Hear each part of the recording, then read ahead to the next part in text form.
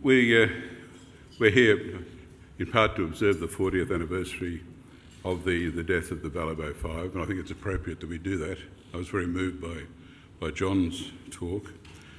But I'd like to remind people too that 2.5 months ago was the 40th anniversary of the kidnap and assumed murder of Juanita Nielsen in Sydney. Her crime was to report on crooked developers in King's Cross. So it's not just governments, not just the military that threaten press freedom. Ladies and gentlemen, as concern over tourism grew last year, Tony Abbott told us the delicate balance between freedom and security may have to shift. Well, the balance between press freedom and security certainly shifted. Tonight I want to make a number of points about that. I want to argue that we in the Australian media have been somewhat apathetic on the press freedom front, not vigilant enough or as willing to fight as we should have been. I also want to say something about our new Prime Minister and his attitude. And finally, I want to talk about the need to bring the public along with us in the press freedom cause. It was Indonesian troops who murdered the Ballabo Five 40 years ago, but the response of the Australian government was shameful. It lied and covered up, feigning ignorance about what happened to them. I remember my friend, the late Bill Pinwell, who was press secretary to the then Defence Minister Bill Morrison at the time of the deaths, telling me about an intelligence document he'd seen very soon afterwards. It quoted and intercepted Indonesian communication referring to the bodies. Now, Bill was almost certainly committing a crime in talking to me, but he was shocked, absolutely shocked, both by the deaths and by the decision to throw a cloak of secrecy over the whole thing. The Australian government pretended it knew nothing about the fate of the journalists. It denied for years receiving the kind of intelligence that Bill had seen in the Minister's office. Gough Whitlam and Malcolm Fraser after him would both have considered themselves strong believers in press freedom. But governments have competing priorities, and especially when national security is involved, the press freedom issue is rarely at the top of their list. That was the case in 1975, and it's the case now. The current struggle, if that's the right word, involves Australian law and domestic politics, so the lives of journalists are not at risk, but it's important just the same. For the last couple of years, until 10 days ago, we had an ex-journalist as Prime Minister and an ex-journalist as Communications Minister. Yet that period saw a number of pieces of legislation, primarily security related, that clearly have the potential to inhibit public interest reporting. Some of the legislation was a direct threat to journalists themselves. Other measures threatened sources or made it more difficult to protect the identity of confidential sources. Attack sources and you attack journalism. In the case of Peter Grester and his Al Jazeera colleagues, the Australian government did speak up very loudly about press freedom. As well as taking a strong public position, it intervened directly with the Egyptian authorities, seeking to have the charges dropped and then trying to secure pardons. Pressure from the Australian government was certainly vital in getting Peter Grester home, and we hope it was helpful in freeing his colleagues last Wednesday. But the government's domestic actions, I suggest, were less helpful. If we hope to influence other countries on this issue, we need to set an example. The slogan we've used in our support for Peter and his colleagues is "Journalism is not a crime." Well, it's a good slogan, but it's surely less effective than it would be if the Australian government was not at the same time introducing a serious criminal offence punishable by jail for journalists doing their job. That description is a description of one of the new security measures, a serious criminal offence punishable by jail for journalists doing their job, and it comes from a submission to the Independent National Security Monitor from a coalition of media organisations including News Corp, Fairfax Media, AAP, the ABC, commercial free-to-air TV networks, Sky News, and half a dozen other major companies, plus the MEAA. The Independent National Security Monitor, Roger Giles QC, is looking at any impact on journalists in the operation of Section 35P of the ASIO Act. That's the new section concerning disclosure of information relating to special intelligence operations, or SIOs. Essentially, they're undercover operations involving security agents, and the 35P offence carries a 5-year jail term, double that for reckless or unauthorised disclosure. Now, this was the first in a series of measures that's my focus tonight. Basically, there were three tranches of major amendments to security legislation. Each of them impacted on journalism and press freedom in some way. One of several concerns with the second tranche, known as the Foreign Fighters Bill, and rushed through Parliament with unseemly haste, was that the wording, particularly dealing with a new offence of advocating terrorism, might catch legitimate areas of speech and advocacy. The MEAA particularly expressed the fear that it could also encompass news stories that reported on advocacy that was banned. Now, the third tranche everyone certainly knows about, and that was the biggie, the metadata retention bill requiring telecommunications companies to keep metadata for at least 2 years so it can be accessed by a variety of agencies, including security organisations and the police. The government keeps claiming that the other measures are not directed at journalists. But with this one, we had a parliamentary committee confirming that one of its purposes was the pursuit of journalists' confidential sources. Now, we tend to sit back and blame the government for infringements on press freedom. The point I want to make tonight, though, is that we should also blame ourselves, I think. We got complacent when the former Labor government tried to impose new regulations on the media. The threat was obvious and we jumped up and down and they backed off. But this more recent stuff has been less obvious and it's been cloaked by the need to counter terrorism. So the initial reaction to Section 35P was muted, and in fact some in the media even welcomed it.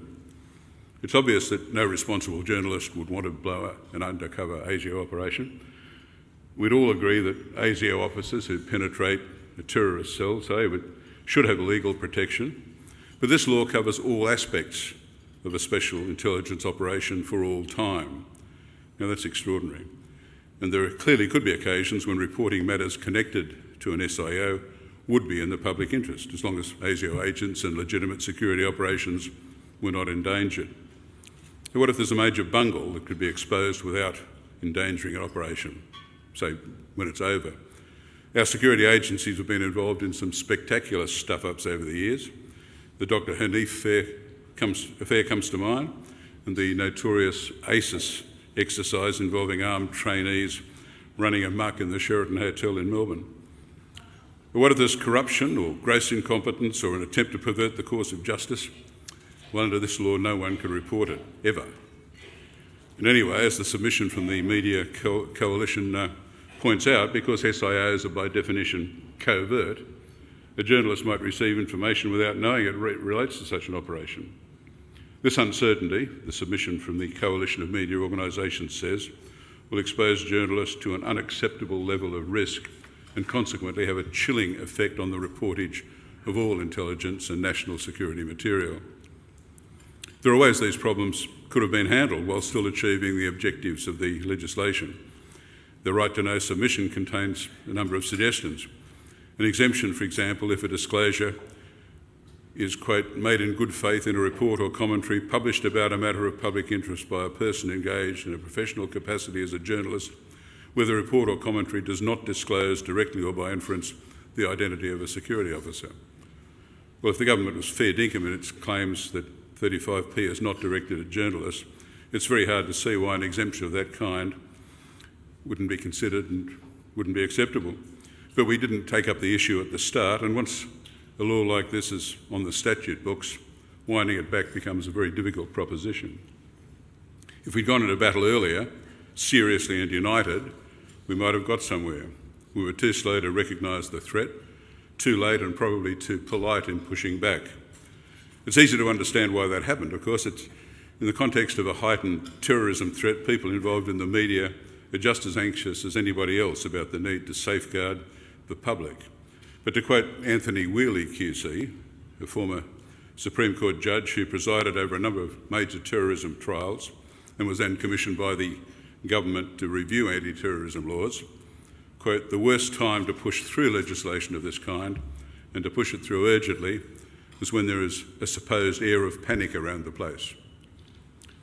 In such a climate, the risk increases that proposed measures don't get proper consideration, including by the media, even when they affect the media, even when they impact on press freedom.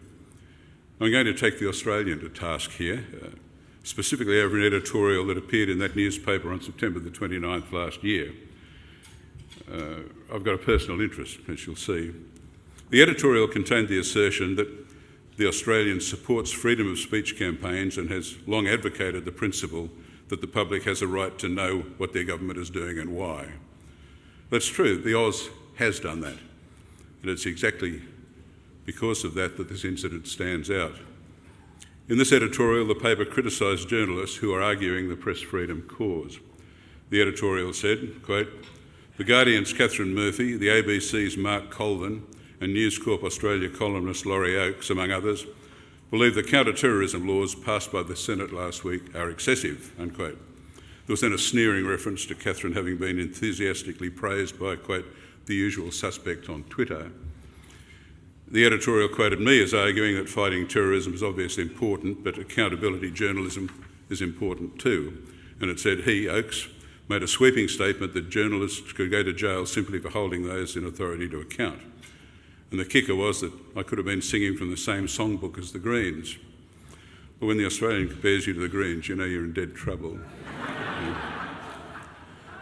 The threat of terror in Australia was genuine, the paper said. New laws were needed to deal with it, and journalists should understand this. Now, all that's true enough. But concerns about the impact on journalism were dismissed with a sentence. Quote, "We do not believe that our investigative reporters, including those who regularly write on defence and security matters, will have their work significantly affected by these new laws."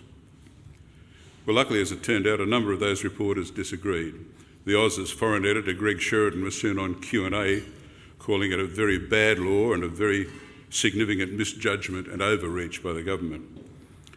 Cameron Stewart, the Australian's associate editor specialising in investigative journalism in the national security and defence areas, told Media Watch, "I think these new provisions will undermine the ability of journalists to keep the government accountable on issues of national security, and Australians will know less than they deserve about what is happening inside security agencies at a time when they're more powerful than ever before." And then in a piece published in The Australian itself a few weeks later, after the editorial, Stewart described a story he'd written in 2012 that would have left him open to a jail sentence under the new laws. It concerned a raid that had to be brought forward because of an embarrassing mistake involving an ASIO informer and a lost mobile phone. And Stewart wrote, "My piece did not harm the operation, but it did tell the real story as opposed to the sanitised government version." Well, as I've already mentioned, News Corp, which owns the Oz, is now one of the media organisations that have joined forces to try to have Section 35P changed, with a submission describing it in almost exactly the same terms that attracted the ire of the newspaper when I used them. To quote that submission again, "The introduction of a serious criminal offence punishable by jail for journalists doing their job does not offer a balance between national security concerns and the importance of public interest reporting by the media and journalists." I wish the Australian had been saying that. In fact, I wish all of us had been saying that when the proposal first reared its head. I was as guilty as anybody else. My column didn't appear until Section 35P was already approved by Parliament. The problem was we were alarmed but not alert. Alarmed by the terrorism threat but not alert to the potential impact of countermeasures on press freedom. And the concluding sentence of the Australian's editorial said, "It's incumbent upon government to find the right balance." Well, these things can't just be left to governments. If we're to achieve a proper balance, it's also incumbent on journalists and publishers and broadcasters to fight for the press freedom side of the argument. It's not going to be given due weight by governments of any stripe otherwise. I repeat, press freedom, transparency, etc. are rarely high on their list of priorities. You can see that, I think, from what's happened with the freedom of information system. There's been a steady retreat by politicians and bureaucrats from the freer flow of information that briefly gave cause for optimism following John Faulkner's reforms in 2009 and 2010. The retreat started under Labor. It had nothing to do with security, merely old habits reasserting themselves. John Faulkner, as Special Minister of State, was a true believer in government transparency, and he introduced reforms to the FOI system that unequivocally conveyed a presumption in favour of disclosure. When Faulkner went, however, so did enthusiasm for his approach. A key reform was the appointment of an Australian Information Commissioner to review access refusals publish FOI guidelines for agencies to follow, and act as a kind of champion of open government. We get an idea of what happened to that from a 2013 paper by Professor John Macmillan, the first Information Commissioner, and in any meaningful respect, the last one as well. When an event was organised to mark the 30th anniversary of FOI in Australia, no minister attended or made any contribution. Legislation to entirely exempt the parliamentary departments from the FOI Act was rushed through, even though it was contrary to a submission from those very departments. The government stopped responding to key reports from the Information Commissioner. It ignored a suggestion that ministerial appointment diaries be published on the web. Australia didn't join the International Open Government Partnership formed in September 2011, and which now has 64 member countries, and so on. And when the coalition came to office, it announced the abolition of the Office of the Information Commissioner in its first budget. The Senate blocked that, so the government effectively defunded the office. And Macmillan, largely stripped of staff, spent the last 8 months in the job working from home. It was a disgrace. And the media were pretty much silent throughout. That's partly because these things happen gradually. It's the slippery slope process. The slippery slope was involved with Section 35P of the ASIO Act as well. When we belatedly started to make a fuss about it, the government response was to say, "What are you on about? This is not new. The same provisions in the Crimes Act to protect AFP officers who go undercover." And it was. It inserted in 2010 by the then Labor government, making it a criminal offence to disclose information relating to what's termed a controlled operation, and like Section 35P, it included jail sentences. And there was no media exemption there either for public interest reporting.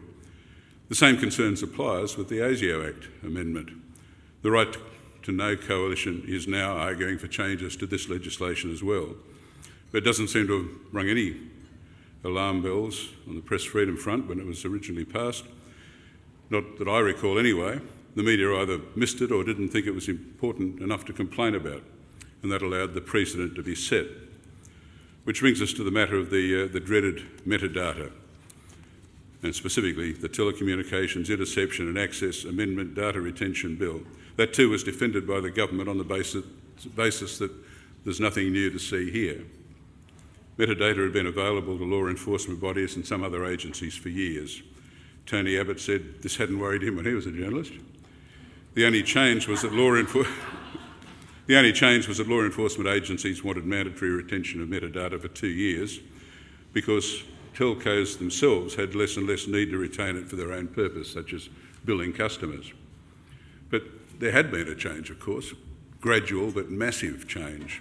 At the start it was just which landline phone called which other landline phone. But with the internet and digital technology, computers, mobile phones, emails, text messaging, GPS and all the rest, the amount of metadata grew. Mobile phones became tracking devices. Metadata made it easy to work out not only who you called and received calls from, but who you met and where and when. Made it so easy that it was no longer necessary to drag journalists before a court and demand that they reveal their sources. The metadata told all. It was a slippery slope again, though in this case caused by technology rather than changes to the law. There wasn't much resistance until the metadata retention proposal emerged in parliamentary committee hearings under Labor before the change of government. And even then there was no great sense of urgency on the part of the media. But it's clear in retrospect that we should have been alarmed and trying to get some kind of protection for journalists and their sources much, much earlier. It's been obvious for a very long time that the metadata threat to journalists' confidential sources is the big press freedom issue of the internet age. We didn't really need to wait for the metadata retention legislation as a catalyst. We only had to look at what was happening overseas, especially in the US, to see what was coming to Australia. When the media eventually took up the cudgels, we didn't get much, but we got something. The politicians were pushed into introducing a requirement for warrants before journalist metadata can be accessed for the purpose of identifying a source. Many in the industry, including the MEAA, think this is pretty meaningless because journalists' information warrants won't be contestable by journalists or media organisations. Those targeted won't even know about the warrant application. The whole process will be secret with the threat of 2 years in the pokey for anyone revealing the existence of a warrant. There'll be public interest advocates, lawyers appointed by the government, able to contest warrant applications, but they won't be standing in the shoes of journalists or media organisations. And in fact, the Attorney-General's Department says quite candidly that there'll be times when these advocates will support issuing a warrant. In a letter to the Attorney-General's Department declining to cooperate in the development of the scheme, the MEAA said the warrant system merely imposes a hurdle before government can use journalist metadata to identify journalists' confidential sources. That's pretty accurate, I think. But I belong to the school that thinks something is better than nothing and a hurdle is better than no hurdle. There is at least now a process with the possibility of some restraint where before it was open slather. Public interest at least gets a bit of a look in now. It might only be a small improvement, but an improvement it is all the same. Basically though, we can't turn back the technological tide. After introducing the metadata retention legislation into the House, Malcolm Turnbull advised journalists dealing with confidential sources that from now on they'd be wise to use encrypted messaging applications and take care not to leave an electronic trail. When a minister starts telling you how to get around his own law, it's a bit odd. But he's right, we have to change our behaviour. It's either forward to encrypted messaging applications or back to typewriters and signalling sources by moving pot plants around on our balconies. This is probably the appropriate point to talk about our new Prime Minister. As everyone knows, he was a journalist before he was a lawyer, before he was a founder of an internet company, before he was a merchant banker, before he was a politician. He got his first job in journalism when, as a law student at Sydney University, he moonlighted as state political roundsman for the Nine Network. There's a story from that period that some cynics would say shows he hasn't changed a lot. After reporting state politics for a short time, the brash young Malcolm went to see Sam Chisholm, who ran the Nine Network, and he said, "Sam, how about I do a show called Turnbull at 10? "Great idea, son," said Sam. "Do you think 10 would be interested?"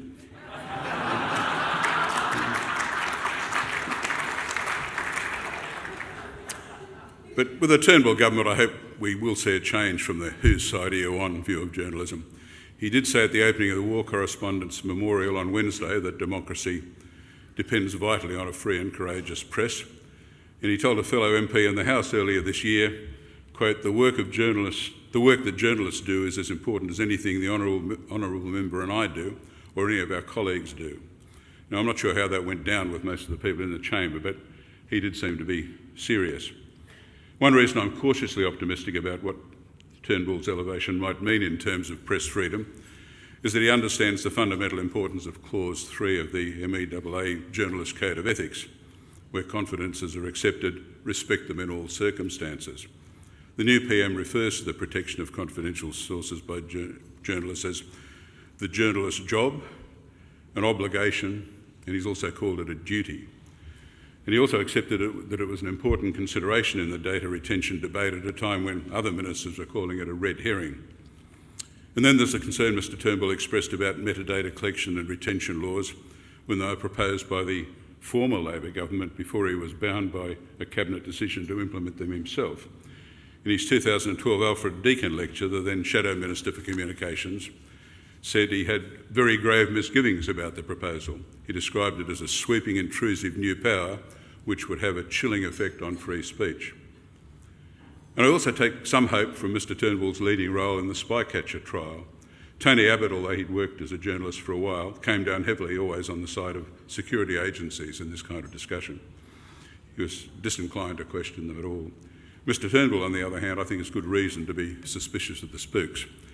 And for anyone who doesn't remember, because most people are not quite as old as I am, as a young solicitor, Mr Turnbull took on the Thatcher government on behalf of a former British intelligence officer, Peter Wright, who'd moved to Tasmania and written a book about Soviet penetration of MI5. Wright's former employers wanted it banned. The British Cabinet Secretary, Sir Robert Armstrong, was sent out here by the intelligence establishment in London basically to lie to the Australian courts. In his book, The Spycatcher Trial, Mr Turnbull writes that it was in the public interest for Wright's book to be published because it revealed evidence of crimes and other unlawful acts committed by the British Security Service. Now that's directly relevant, I think, to the argument over Section 35P of the ASIO Act. The sensational case brought Mr Turnbull international fame, but What I think is important is that he emerged from it convinced that the British spies had manipulated British politicians. He thought that was appalling, and I hope he hasn't forgotten the lesson. I'm not suggesting a Turnbull government will be keen to revisit the security legislation brought down during the Abbott Prime Ministership, though that would be nice.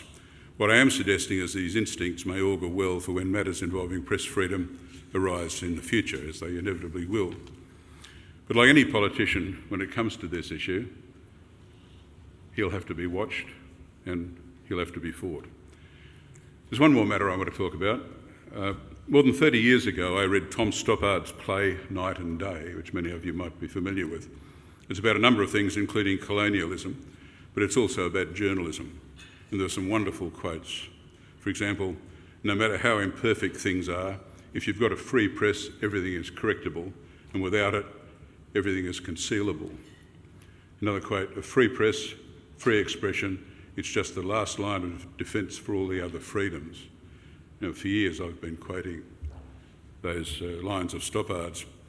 But now Stoppard's modified that all or nothing view on press freedom. In a newspaper article after the phone hacking scandal and the Leveson inquiry in Britain, he wrote, a free press needs to be a respected press. He said he's changed attitude, disappointed some of his old Fleet Street acquaintances, and I suspect it might disappoint some people here tonight, but I actually think he's right. I think a free press does need to be a respected press. That's because if we're going to safeguard the utmost freedom to report, if we're going to win political arguments like those I've been discussing tonight, we need the public behind us. Most of us in this room, most people in the media, probably assume we've got that public support. But have we? We've seen survey after survey, poll after poll showing a deep and deepening lack of trust in the media. In light of that, what basis do we really have for assuming there's widespread public sympathy when it comes to press freedom questions? The only way to guarantee it is to start winning back respect, rebuilding trust. That obviously involves lifting our game, but I think we should also try to project a more positive picture of what we do and why, the significance of journalism, why it matters. I think that wouldn't be a bad idea either. Thank you.